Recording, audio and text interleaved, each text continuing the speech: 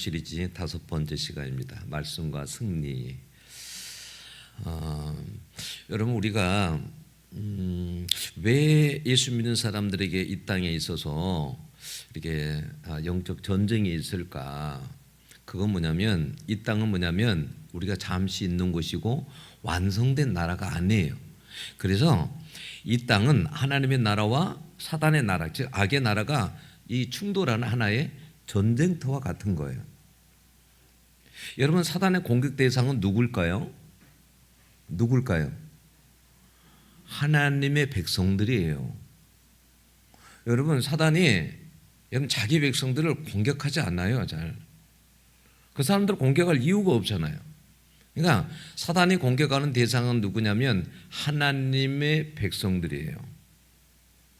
여러분 이 땅에 우리에게 그 고난이 이렇게 영적으로 내가 열심히 기도도 하고 열심히 신앙생활도 하는데 나에게 고난이 있다라는 것은 어떤 걸 이야기하는 거냐면 아직 전쟁이 끝나지 않았다라는 것을 이야기해 주고 여러분 있는 거예요. 여러분들이 신앙생활할 때 보통 여러분들은 어떤 생각을 하시나요? 하나님이 함께 하시면 길이 열릴 것이다. 기도하면 문제가 풀릴 것이다. 성령의 인도하시면 평안할 것이다. 형통할 것이다. 우리는 보통 여러분 이렇게 생각하지 않습니까? 그런데 오늘 본문은요 굉장히 이상한 말씀으로 시작을 합니다. 1절에 뭐라고 되어 있습니까? 1절에 보면 이렇게 말씀합니다. 그때 예수께서 성령에 이끌리어 마귀에게 시험을 받으러 강야로 가사, 이렇게 되어 있어요. 예수님께서 성령에게 이끌려서 강야로 갔다라는 거예요. 이게 이상하지 않습니까?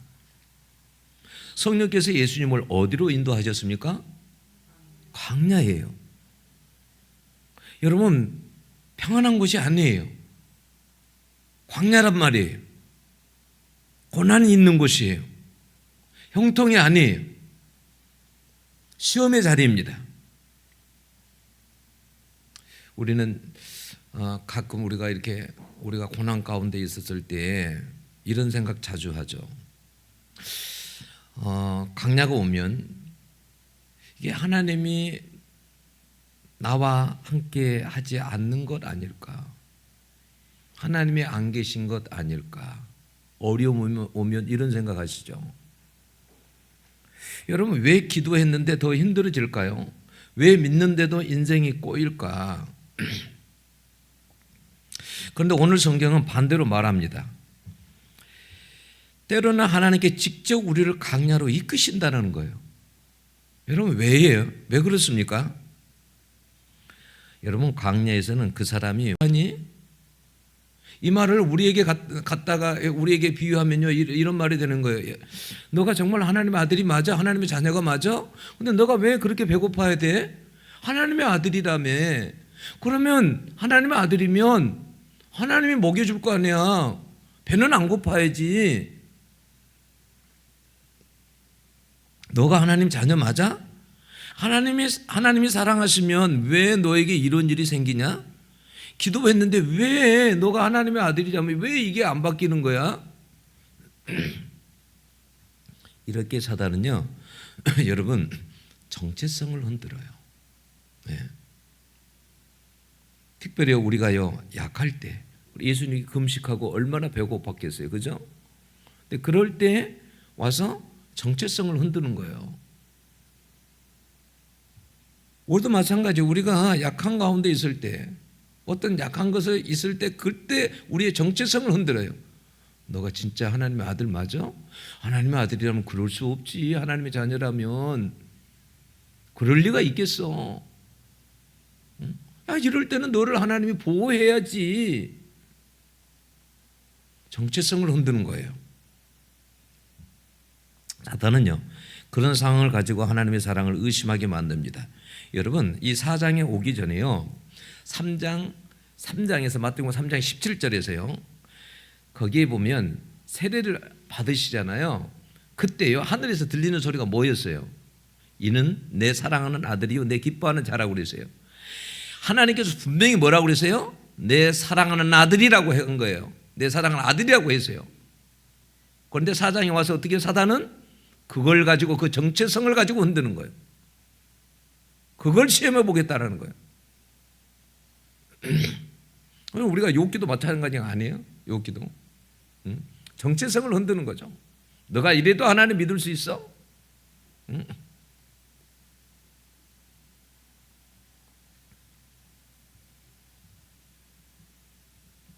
너가 만약 하나님의 아들이라면 이 돌들로 떡덩이가 되게 해봐.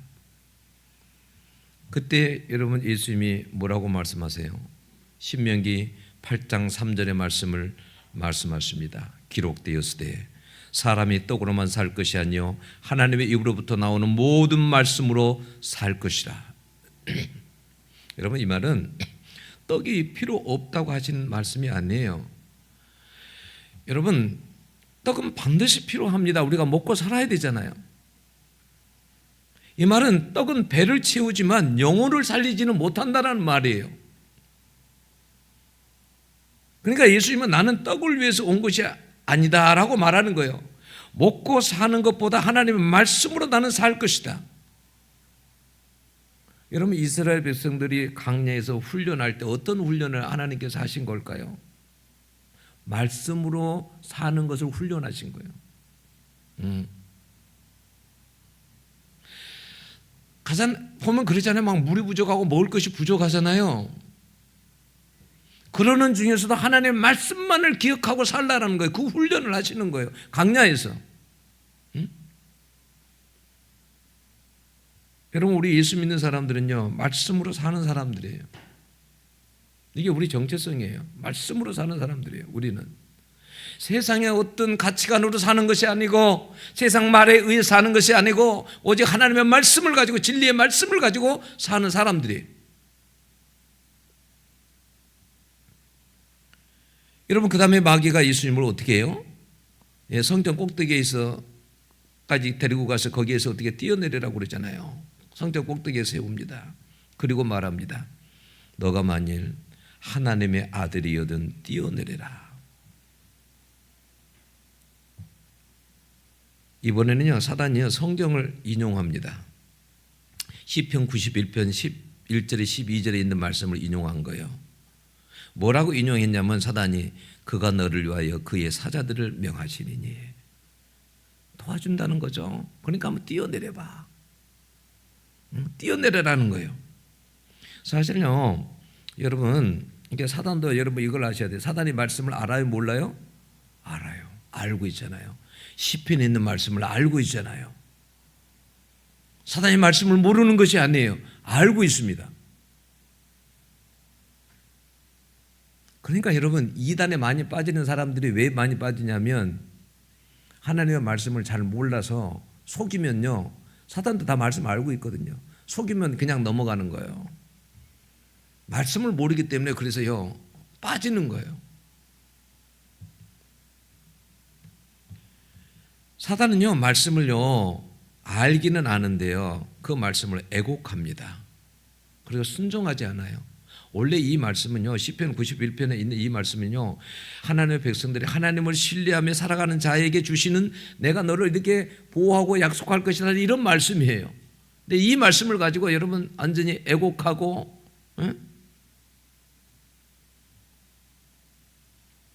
이용합니다.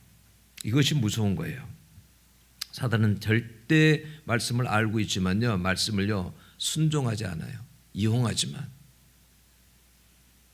그러니까 우리가 알아야 되는 것은 뭐냐면 중요한 것은요 말씀을 얼마나 많이 아느냐보다 말씀 앞에 우리가 여러분 아는 것도 중요하지만 순종하며 살아가는 것이 중요해요. 네. 영적 전쟁에서는요 말씀을 많이 아는 것보다도 순종하는 것이 승리의 비결이에요. 네. 만약 말씀을 아는데 내가 그 말씀을 전혀 행하지 않아 힘이 없는 거죠. 그렇잖아요.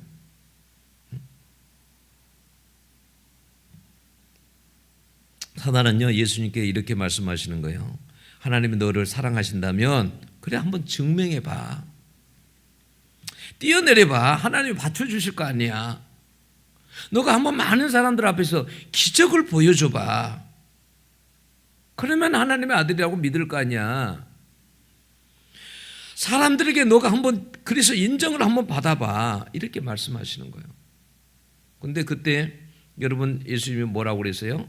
또 기록되었으되 주 너희 하나님을 시험하지 말라 그랬어요. 원래 이 말씀 출애굽기 17장 7절에 있는 말씀이에요. 근데 이걸 신명기 6장의 16절에서 또 하나님께서 한번 말씀하시죠. 여러분 이스라엘 백성들이 마사에서 하나님을 시험했어요. 물이 없어가지고. 아니 하나님이 계시다면 이룰 수 있어? 물을 주셔야지. 그래서 하나님이 계신가 안 계신가 시험하였더라고 그랬어요. 이스라엘 백성들이 하나님을 시험한 거예요. 물을 주면 하나님이 계시는 거고 물을 안 주면 하나님이 안 계시다는 이런 것이라는 거예요. 하나님을 시험한 거예요. 그럼 오늘날 이런 시험은요 우리에게도 이렇게 옵니다. 하나님이 계시면 증명해 보시라고 해요.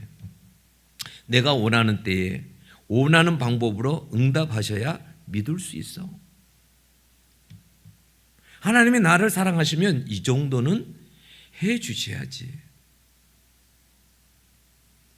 근데 여러분 이것은요, 하지만 이것은 믿음이 아니라 하나님을 시험하는 거예요. 이게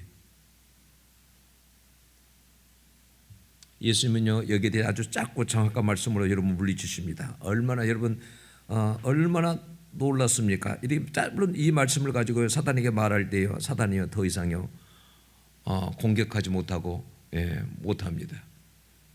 거기에 대한 시험은 더 이상 하지 않습니다. 못해요. 그래서요 말씀은요 여러분 강력한 무기가 되는 거예요. 말씀은 여러분 에베소 6장에 그 성령이 하나님의 말씀을 가지라라는 이 말씀이 나오잖아요. 여기서요 성령이 검이라는 게, 이 검이라는 게 뭐냐면 마카이라, 헬라어로 마카이라라는 단어인데 이게 뭐냐면 단검이에요. 이게 단자가 뭐예요? 짧은 단자잖아요. 단검 짧은 거라는 거예요. 칼이라는 거예요. 우리가 생각하는 장검이 아니에요. 짧은 거예요. 그러면 여러분 상상을 해보세요. 영화에서 장면을 생각해 보세요. 장검으로 처음에 막 싸우다가 칼이 뚝 떨어진 거예요. 이제 죽었다라고 생각하는 그런 영화에 그런 장면 많이 나오죠. 그래서 이제 딱 치려고 하는데 이 속에서 뭐예요? 짧은 검이 딱 꺼내갖고 딱 찌르잖아요. 급소를 찌르잖아요. 그래갖고 상대방이 죽잖아요. 여러분 뭐 영화에 이런 장면 많이 나와요. 네? 그 단검을 이야기한 거예요. 가까운 거리 아주 치명적으로 상대방에게 입히는 거, 결정적인 무기. 에베소 6장에서는 여러분 공격하는 무기가 뭐라고요? 말씀 하나밖에 없어요. 다 방어 무기예요. 근데 이때에 하나님의 말씀을 가지라고 하는 이 말씀이 뭐냐면 우리가 아는 로고스가 아니에요. 이게 레마 데우 하나님 말씀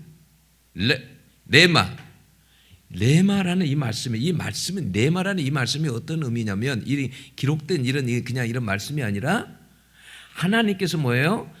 하나님께서 나에게 구체적인 상황에서 주시는 말씀이에요. 딱 주시는 말씀. 그러니까 예수님께서 사단이 딱 시험할 때 뭐라고 그랬어요? 기록되었을 때고 말씀 딱 하잖아요. 그게 레마예요.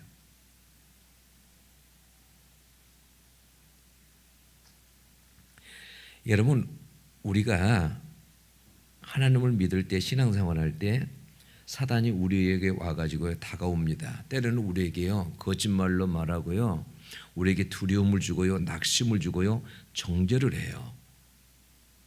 그럴 때요 레마의 말씀이 있어야 돼요. 레마의 말씀이. 예를 들자면요 사단이요 두려움을 줘요. 두려움을. 그러면 하나님이 나와 함께하지 않는다는 마음이 들면서 막 두려움이 들어요. 그러면 그럴 때는 어떤 단검을 꺼내야 돼요? 레마의 말씀을. 예를 들어서 이사야 41장 10절에 있는 말씀이 있잖아요. 내가 너와 함께하리라. 이 단검을 딱 꺼내야죠. 그죠? 여러분 때로는 사단이 거짓말을 해요. 거짓으로. 하나님이 너를 버렸어. 너를 버린 거야. 이렇게 거짓말을 해요. 그러면 나에게 있는 성령의 검이 딱 나와야 돼요. 단검이. 뭐가 나와야 될까요? 여러분 히브리서 13장 5절에 보면 이런 말씀입니다. 내가 결코 너를 떠나지 아니하고 너를 버리지 아니하리라. 그러면 이 말씀이 딱 가지고 있는 사람은 바로 이 말씀이 탁 나오는 거예요. 히브리서 13장 5절에 하나님께 말씀하셨다. 하나님이 나를 버리지 않는다고 말씀하셨다. 떠나가라. 그럼 어떻게 할까요? 떠나갈 수밖에 없는 거예요. 그래서 말씀도 여러분, 이런 말씀을 늘 가까이 하면서 말씀을 암송하는 것도 중요하고요. 말씀을 여러분 애우고 알고 있는 것이 그리 대단히 중요한 거예요.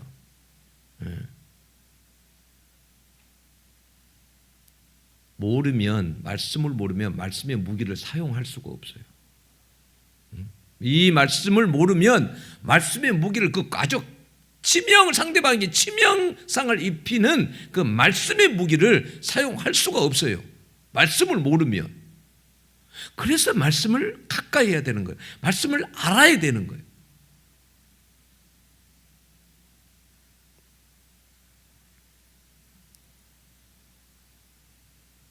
근데 왜 여러분 이게 성령의 말씀을 성령의 검이라고 하는 거예요?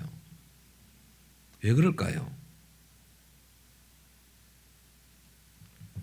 여러분, 말씀을 성령이 사용하시는 무기이기 때문에 그러는 거예요.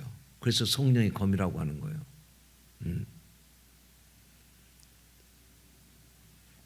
여러분, 이런 무기를 사용할 수 있기를 원합니다.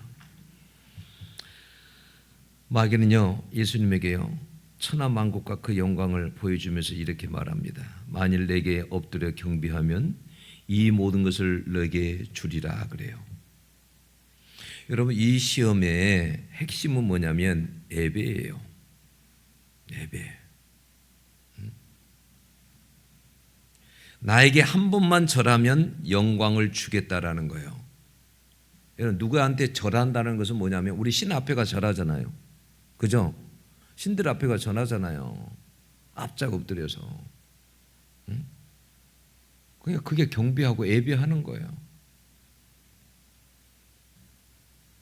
근데 예수님은 단호하게 말씀하셨어요. 사단아, 물러가라. 기록되었을 때 주 너희 하나님께 경배하고 다만 그를 섬기라 그랬어요. 여러분, 여기서요, 영적 전쟁의 본질이 드러나는 거예요. 영적 전쟁은 결국 누구를 예배할 것인가의 싸움이에요. 하나님을 예배할 것인가 세상을 예배할 것인가의 여러분 싸움이에요. 여러분 기억나세요? 모세가 바로에게 가가지고 뭐라고 말하는지 아세요? 우리가 강야로 들어가가지고 한 사흘쯤 가가지고 하나님께 뭐라고 그래요? 제사를 드리게 해달라고 그러죠. 그죠? 제사를 드리게 해달라는, 다시 말하면 예배를 드리게 해달라는 그 말이에요. 우리 가서 강야로 가서 예배를 드리겠다. 이곳이 아니라, 애굽이 아니라 광야에 가서 예배를 드리겠다. 그러니까 이곳에서 바로 당신을 예배할 수 없다라는 거예요.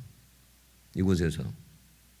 그래서요, 여러분, 출애굽은요, 노예에서 해방되는 날이지만 더 중요한 것은 뭐냐면 누구를 섬길 것인가 예배할 것인가의 그런 날이에요, 여러분. 네?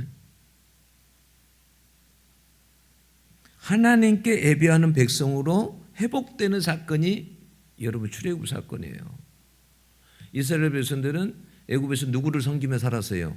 바로를 섬기며 살았어요. 바로를.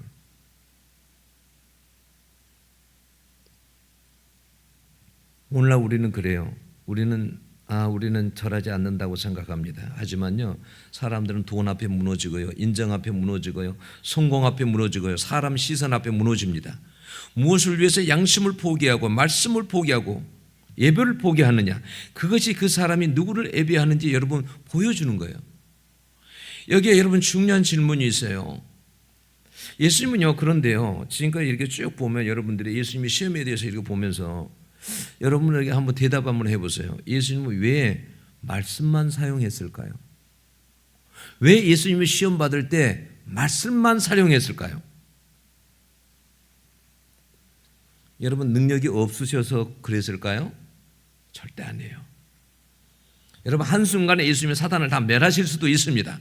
천군 천사를 여러분 부르실 수도 있어요. 그런데 왜 계속 말씀으로 기록되었으되 라고 하면서 말씀으로 여러분 사단에게 여러분 그 시험에 말씀을 가지고 여러분 대합니까? 대적합니까? 그 이유가 뭘까요? 이것은 예수님께서 우리에게도 영적 전쟁의 방법을 보여주시는 거예요. 영적 전쟁은 내 의지나 힘, 감정으로 이기는 것이 아니에요. 말씀을 붙드는 여러분, 사람이 승리한다는 것을 이야기해 주는 거예요. 예수님은 말씀으로 여러분 싸우신 거예요. 하나님의 말씀을 붙들고 싸우라는 것이에요. 여러분 왜 아담과 하고 실패한 이유가 뭐예요? 말씀을 붙들지 못했기 때문에. 왜 이스라엘 백성들이 광야에서 실패했어요? 말씀을 붙들지 못했기 때문에.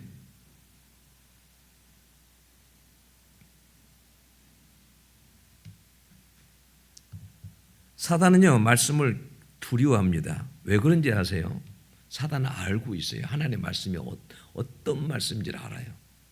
하나님의 말씀은 살아있다는 걸 알고요, 진리의 말씀이라는 것을 알고요, 능력의 말씀이라는 것을 사단이 알고 있습니다.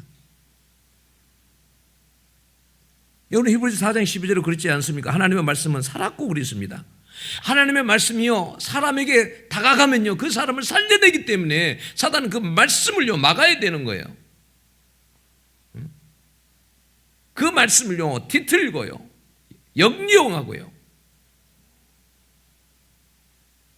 가장 강력한 무기가 말씀이라는 것을 사단은 너무나 잘 알고 있어요. 그래서요 말씀 앞에는 꼼짝을 못하고 여러분 말씀을 어찌하든지 가로막는 거예요. 여러분 말씀 막 읽기 싫죠. 때로는 듣기도 싫고 알고 보면 영적으로 사단이요 그걸요 막는 거예요. 왜요? 그러면 저 사람이 살아나니까. 자꾸 말씀을 들으면 살아나니까. 영적으로 읽으면 그 사람이 살아나니까. 그래서 막는 거예요. 여러분 광야에서는요 광야에서 사람은요 본 모습이 다 드러나요. 배고프면요 무엇을 붙드는지가 드러나고요, 두려우면요 무엇을 의지하는지가 다 드러나요.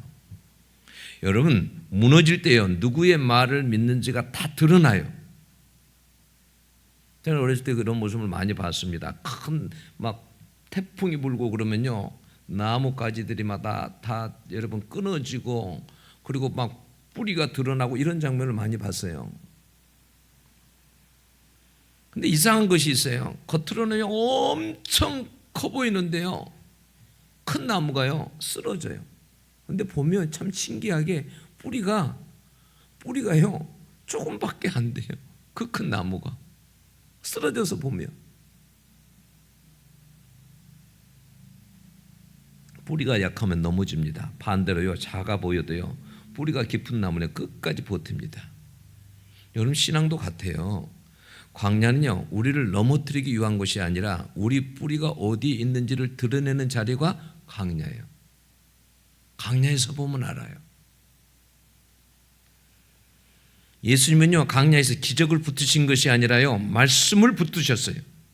배고파도 말씀, 먹으래도 말씀, 시험 앞에서도 말씀.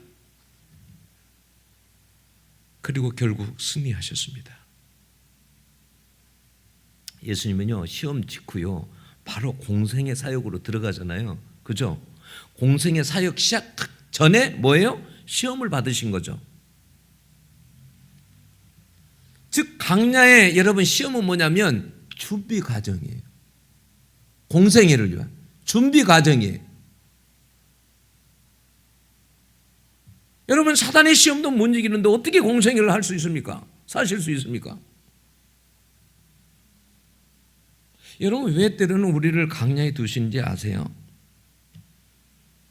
영적인 것을 좋은 것을 주시기 위한 준비 시간입니다. 준비하는 시간이에요. 광야가 있다라는 것은 준비 시간이에요. 하나님께서 준비시키는 거예요. 그냥 주어지지 않거든요. 여러분 천국이 그냥 주어질까요? 천만의 말씀 가나안이 그냥 갈까요? 아니요. 절대 그렇지 않아요. 준비시켜서 여러분 가나안에 들어가게 하시는 거예요. 우리도 여러분 광야를 지나갑니다. 때로는 경제의 광야, 관계의 광야, 질병의 광야, 기도 응답이 없는 광야, 고난의 광야. 그런데 중요한 것은요, 광야가 오느냐가 아니에요. 광야에서 무엇을 붙드느냐예요. 말씀을 붙드는 사람이 끝까지 살아남습니다. 여러분, 말씀을 붙드는 사람이 영적 전쟁에서 승리합니다. 여러분, 광야는 말씀 없는 사람을 무너뜨리지만 말씀 붙든 사람은 광야에서도 절대 무너지지 않습니다.